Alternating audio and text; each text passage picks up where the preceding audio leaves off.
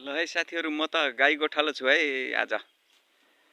मेरो त दिन दैनिकी अब एकछिन गाई हेर्ने नै हो। अब मेरा गाई पनि चर्दै चर्दै आउँदै रहेछन् त्यहाँ। अब यिनीहरूलाई लगेर गोठमा बान्छु।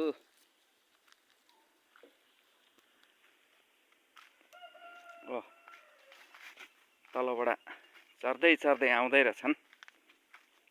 आइज गाजली, आइज।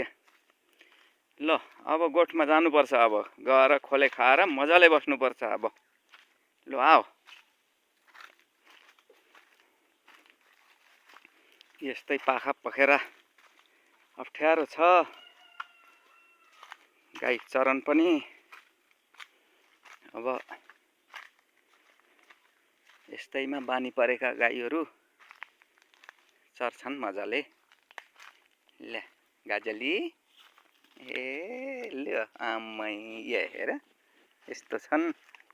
खै दसी खै त नि। ओ वहाँ पो रहेछ।